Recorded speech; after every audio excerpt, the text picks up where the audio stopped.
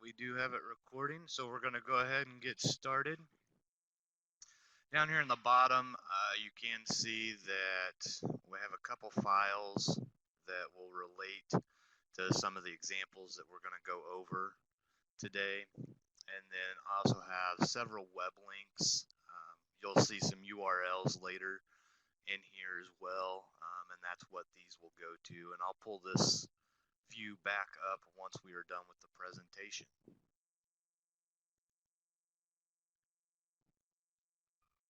So going ahead and jumping right into it, my name is Cory Eslinger, and I'm a Missouri Advanced Prevention Specialist with Preferred Family Healthcare. We cover the northern 27 counties in Missouri, and I just wanted to kind of share a webinar and kind of compile what makes our coalition's heartbeat. So we all work with several different types of coalitions, mostly community coalitions, and some of these can be comprised of youth, a variety of community members. And so, what makes them do what they do, and how do they stay organized, or what are some tools and ways that they can stay organized to keep that passion and that fire for what they do alive, right? So what we're going to look at first is kind of what are some things, anything that we work in or do nowadays, it all relies around paperwork or forms or things in that nature. So for our coalitions, these are kind of some big items or forms that a coalition should have. This is going to help them stay on track, know what they're doing and why they're doing it, and also know who their partners are. So some of these you may be familiar with, some you may not.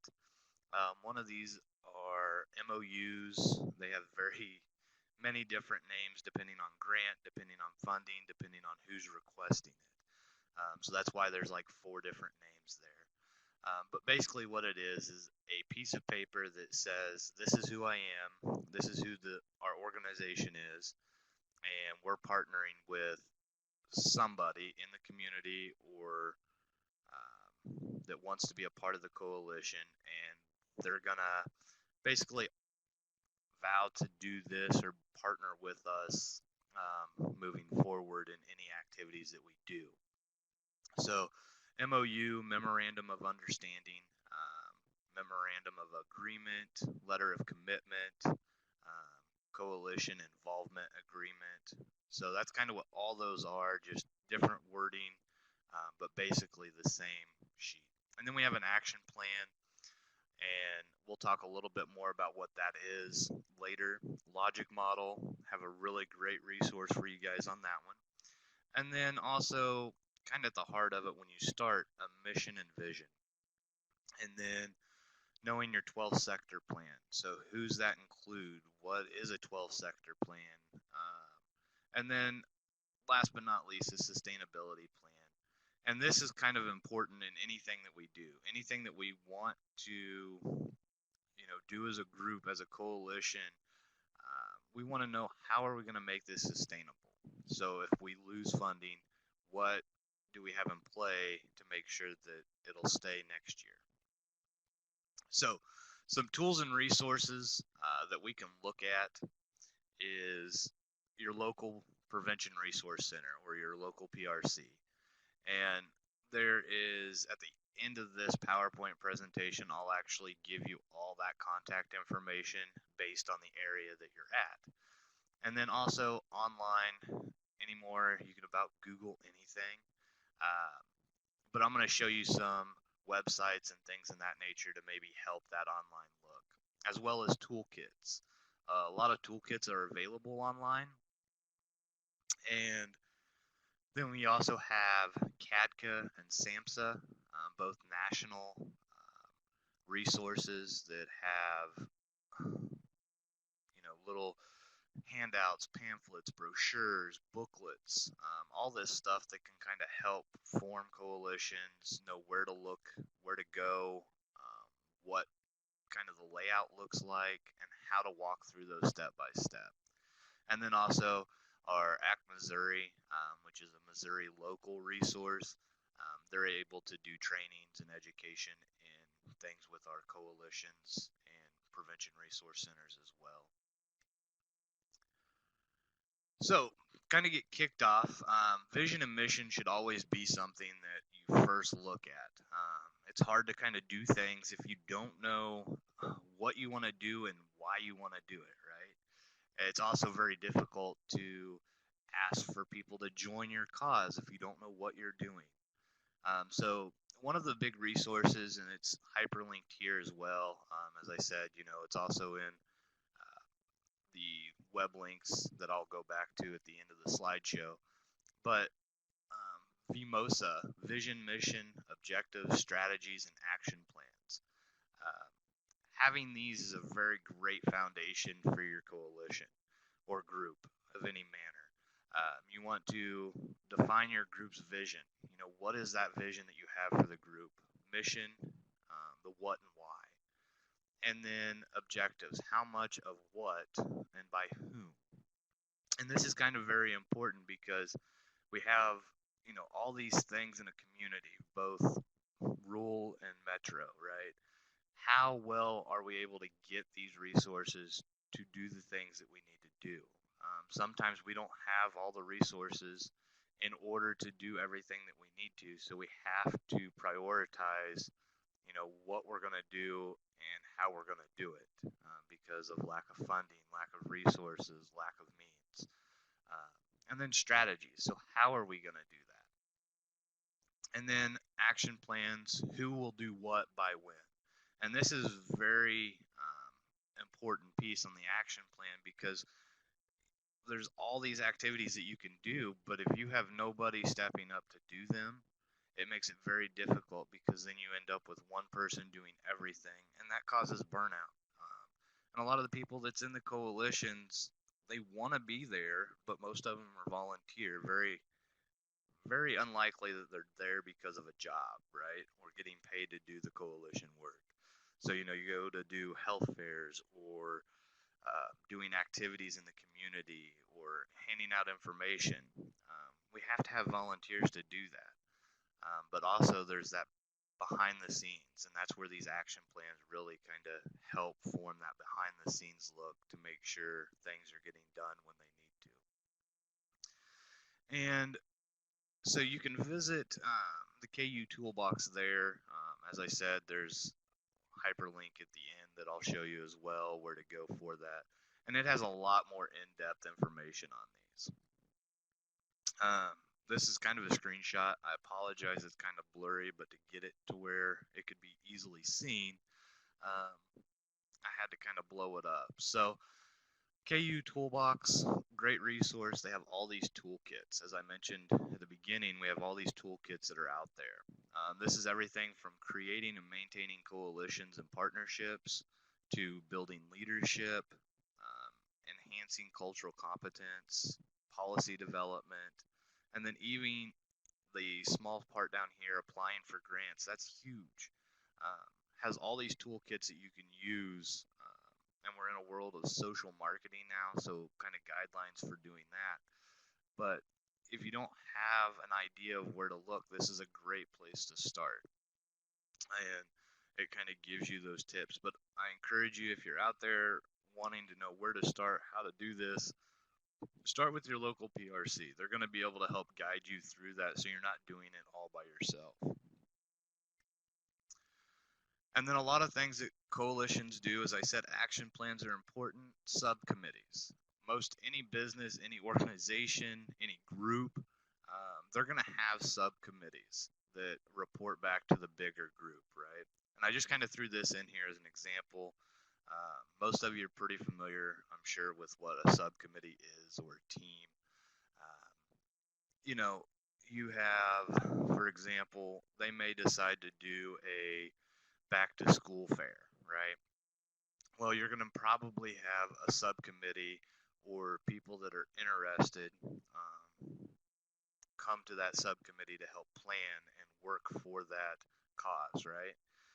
It's not something that maybe the coalition as a whole is always going to focus on, but the subcommittee is going to address it organize it, kind of be that action plan, so to speak, for the actual coalition. So, and that kind of helps get things done.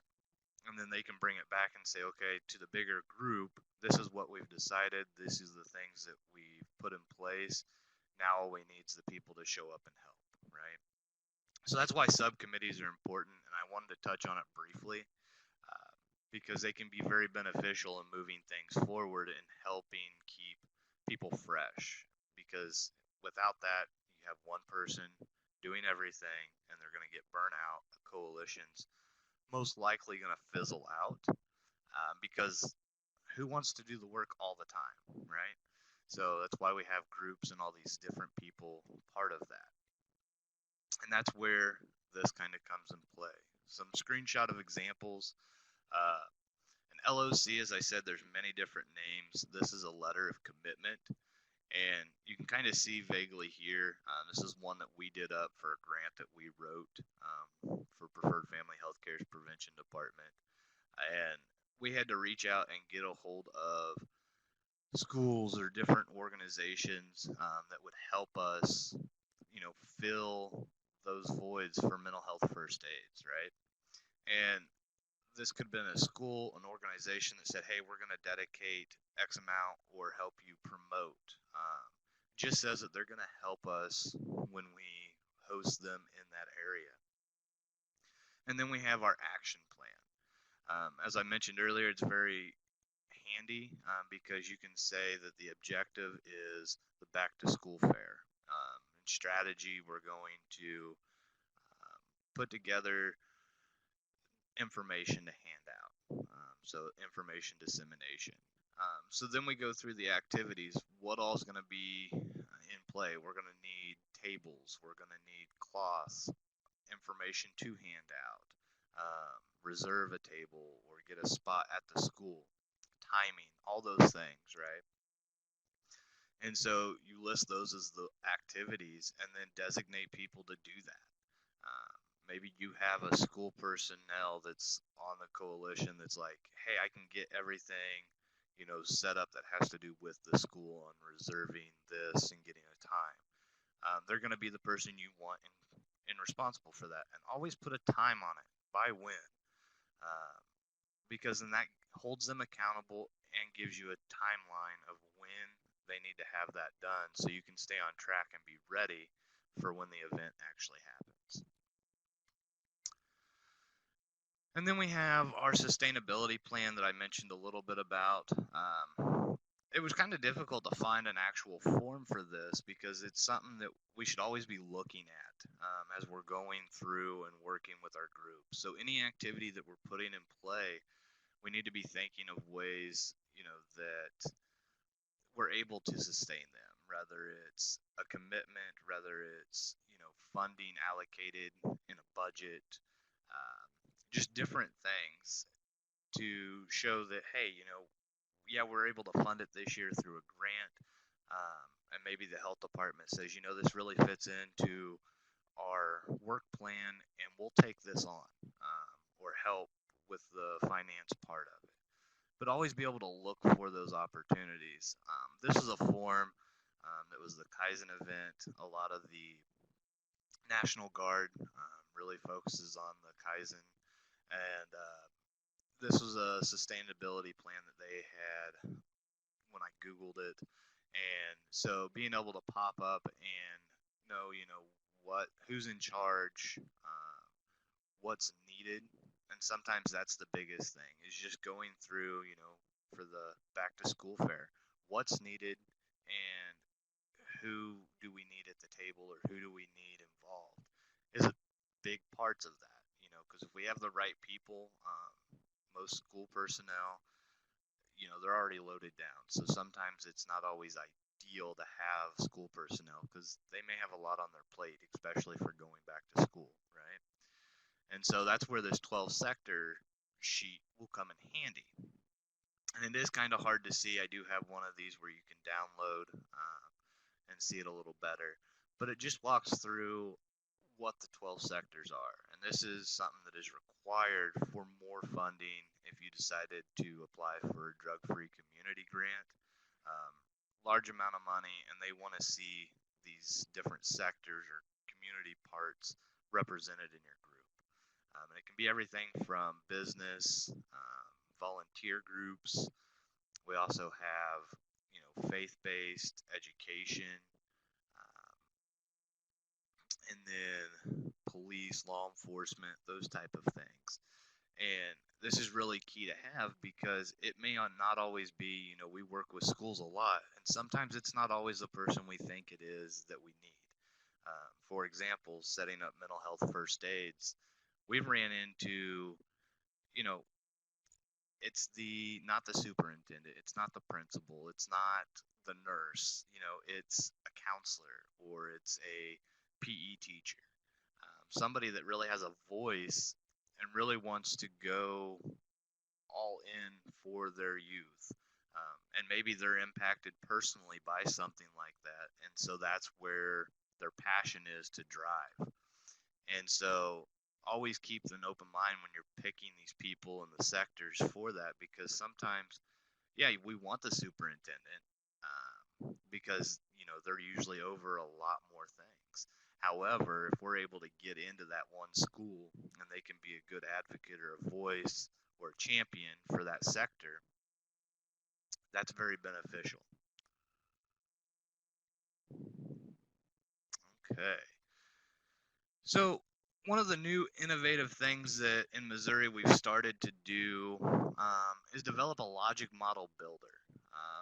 And this is very key because all the stuff that I've kind of been talking about, where do we put all this information? As I said back at the beginning, there's always these forms or these papers that we have to keep track of. So one of the big questions is there a place we can input all this, or a database that we can keep all this information nice and neat, right?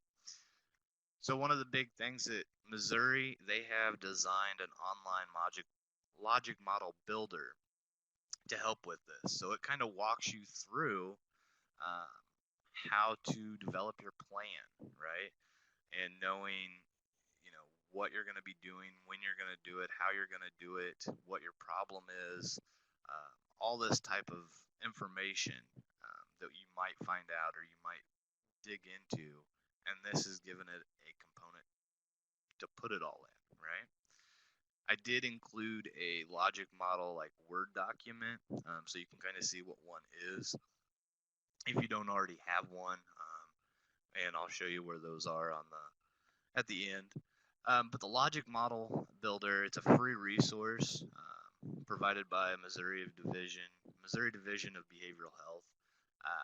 And as I said, all the hyperlinks I have put in our web link box that I'll pull back up at the end. So don't worry about not catching the address or anything like that. And the neat thing about it is work can be started, saved, and returned to as needed. One of the things we're looking at is being able to, tie that with our prevention resource center so that we can work with our coalitions on a more streamlined basis on having their fundamentals of, what their problem is, problem statements, risk factors, and then activities and stuff, which will help in the future for more funding as well. So one of the big things to know is that registration is required. We've been working with one of our partners at the Division of Behavioral Health, and they were kind enough to allow me to borrow their information from the slide deck that they created to put in here. So that's where all this information come from. And we know that registration is required for it. So a lot of people, privacy or things like that. Well, one of the neat things about it is we have to know who you are or have some type of way to retrieve any saved information that you've done, right? So whether you do it as an organization registration or an individual, keep that in mind, as that's why we need it, right? And there's a lot of YouTube videos here that are hyperlinked, and it just kind of gives you those tutorials to walk through registering and how to connect that to your local prevention resource center. I highly recommend it because that lets us to be able to kind of work with you a little better, more on a streamlined basis. We can view it and help adjust anything that may be required. So once you do that, you get registered and set your information up, then you can start to look at some of these other videos that you're going to see pop up here. They're going to walk you through kind of how to set up your first logic model. I don't encourage you to, if you've never done any of this work before, to just jump on and do it by yourself. Find somebody, your local PRC, Prevention Resource Center, reach out to them and say, hey, how do we do this? Or, you know, I need some assistance. I'm wanting to get something going in my community. Reach out to us. We're going to help you kind of with that initiation. And then this is something down the road, you know, as you start to develop those problem statements and things in that nature and understanding your community a little better, you can start to input that information. And here they share an example as far as how to create one. And sometimes in different situations, you're going to need more than one. But that kind of gives you an idea there. And then once you've created it, a lot of the questions is, how do I edit? How do I change things, right? Any online module should be able to do that, right? So you don't have to just create a new one. They've established a video to do that, to walk you through that on how to edit or add to your logic model. Very beneficial. Definitely look into it and check it out. And then once you're all done, you know, one of the big things we want to know is, how can we share that? How can we pull it off of the online module and share that information rather than copy and paste or trying to redo it in a Word or PDF, right? There's a video for that as well. Kind of walks you through on how to export that logic model so you can use it for funding, so you can use it to give to your Prevention Resource Center so they have a copy of it, a hard copy. Because, you know, let's face it, technology's great, but when it doesn't work, it becomes frustrating, or if things crashes, it's always nice to have a hard copy. So as I said, one of our partners here, they have any additional information or concerns about how to work through the software or do any of that information as far as just how to navigate it. Contact information here. There's also contact information to find your local PRC, and I also have that pulled up as well at the end. And then if you accidentally delete a completed logic model, it's okay. It can be retrieved.